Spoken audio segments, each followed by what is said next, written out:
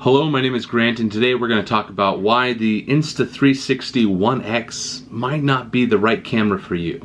Let's jump in. So we're going to start with the unboxing experience. I have already opened this, I have already used it, but I'll show you what I saw. So this is the original box. It came from China. It's definitely in Insta360 branded, very taped up. The box came with the Insta360 OneX, as well as not one, but two of these selfie sticks. I lost the box for this one or threw it away, but these are the things that came in the first box as far as I remember. And then I decided to get some accessories because I was buying this for a trip. So, the other thing is the dive case that I picked up online. This is the completely waterproof case, but to go with that, somewhere in this packaging was some little mounts for like GoPro style stuff, as well as some adhesives, as well as with that I got a floating handle. So this is the selfie stick. It extends pretty far, and but it doesn't float. So I ended up getting this waterproof camera attachment. It comes with the standard quarter 20 mil, something like that, screw, and then at the bottom it unscrews to add whatever you want to put in the bottom, like your name, phone number on a piece of paper in case this is found.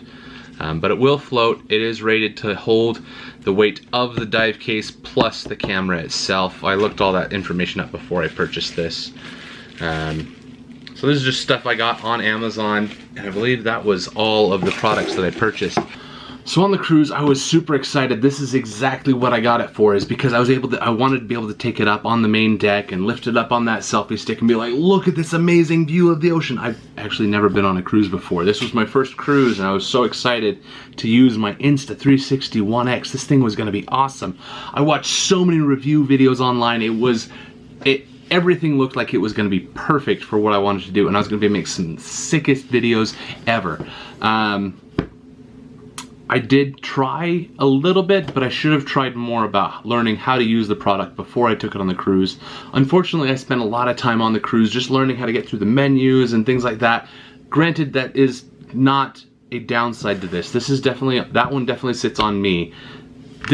Where this product failed is more settings. It goes too far in depth into the settings, and then there's not explanation for what the settings are anywhere in the manuals, not anywhere online. It was really difficult to get information. I started emailing back and forth with the company that makes these Insta360 cameras, and even they weren't that great. And from what I could tell, it's because most of them are all English as a second language. They all speak, I'm assuming, Chinese primarily, and it made it really difficult to communicate what I was trying to do and what my question was, and they didn't understand, or they'd say something somewhat related, but then they'd give you like this copy and paste paragraph, and you're like, I already read that in the forums, I'm looking for specifics on this one detail. Specifically in the HDR mode, I believe it is, there is a essentially an f-stop setting or something like that. I'll tell you right now, I'm not a photographer. Otherwise, I wouldn't have taken this. I would have taken some fancy DSLR. I would have been totally down for that. If I was a photographer, that's what I would have taken. I took this because I was sold on the impression that this is the product that will have mobile adaptability, to where you can connect your phone to it, and it's just whoosh, whoosh, perfect. Takes everything together. It's fantastic. I got it because it captures everything, and I am not a fantastic cinema photographer, so I can say, you know what, I missed this spot over there. Where with a regular camera, you'll never see it. 360, you never miss a thing. So all these things, I was like, yes, yes. Ended up a bunch of times I was recording what I thought were regular videos. Turns out it was like supposed to be the high-speed bullet time, which is where they just spin it around your head and it like does a 360 video of you. It's a neat feature, not something that I see a lot of use for. So I ended up recording a lot of video in that, but I wasn't doing the bullet time swing around your head thing. The stabilization is actually really good. I'll give it to them. I'm just reading through their advertisements here. Yes, you can transfer via Wi-Fi. Yes, you can transfer via USB, but that's where the problems actually started. So I actually had a video that ended up being about 30 minutes long.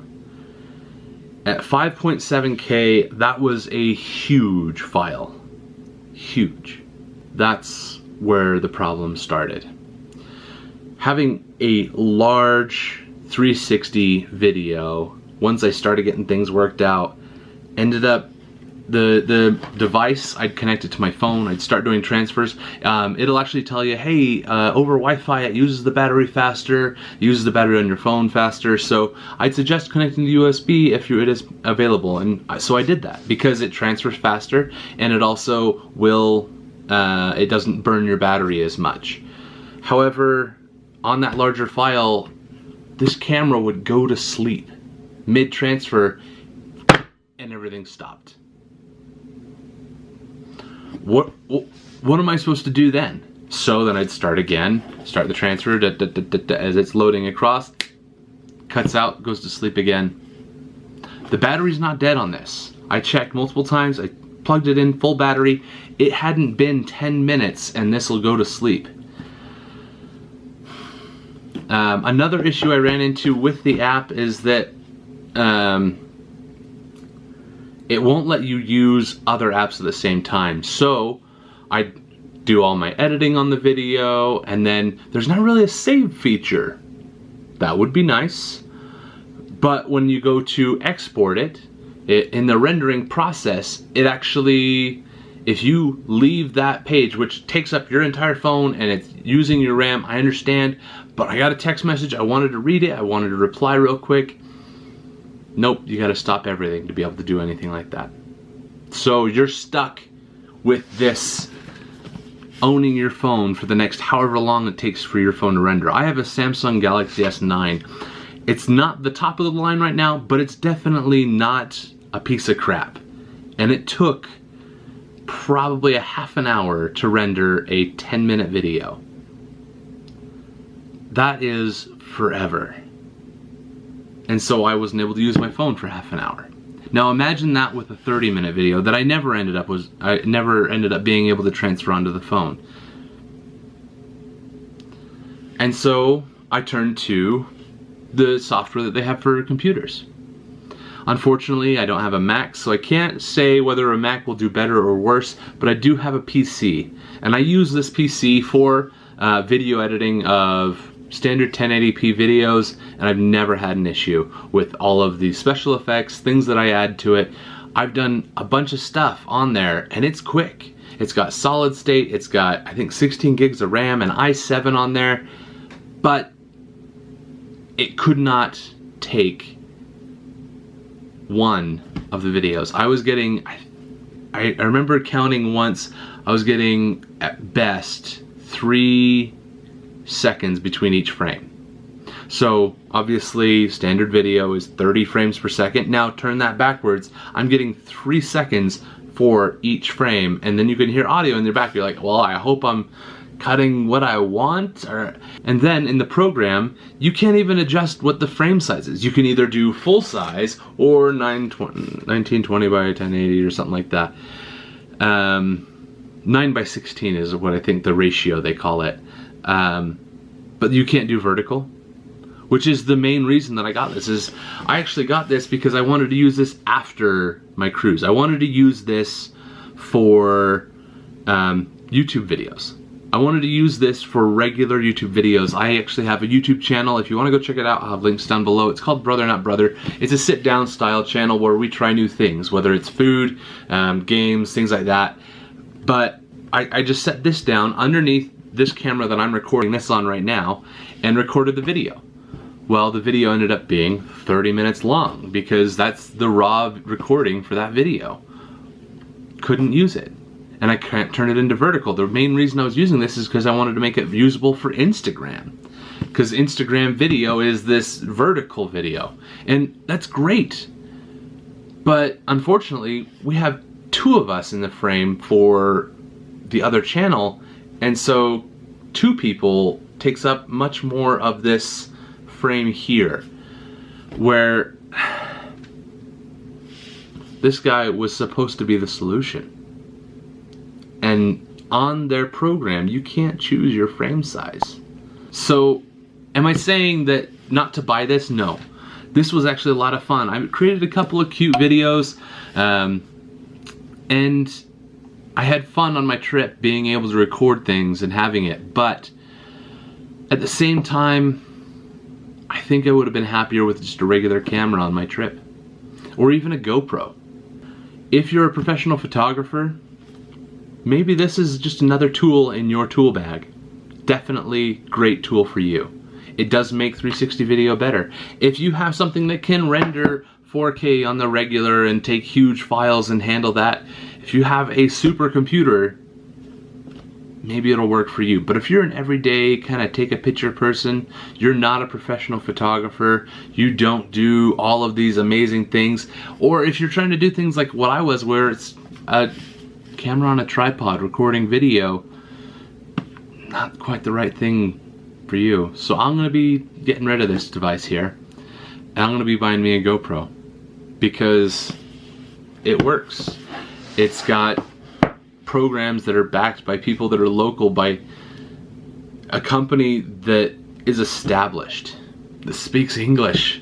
That is the most frustrating thing, is to try and read the terrible grammar of some of the forums online where they're like, go do this, and it's more, they actually say, go this, and it's like, you get the gist of it, but it's so off that it just frustrates you.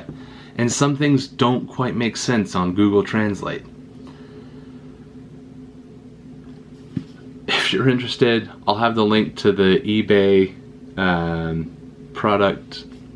I'm going to sell this whole kit that I got for hopefully a good deal to you guys. Otherwise, I'm just going to be selling it on eBay. Once the link is gone, I'll just have links down below for Amazon where you can buy each of these things. This is a fantastic camera, 5.7K. When it does cut down to the 9:16, it is a standard 1080p video, just like what you're watching right now.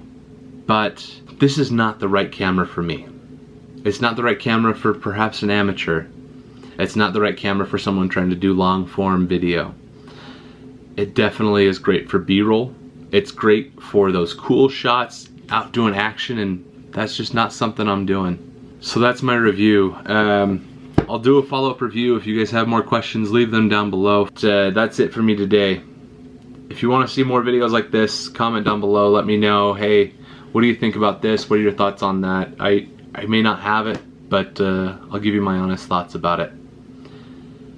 Anyway, Insta360 OneX. It's pretty cool initially. Didn't quite pay off.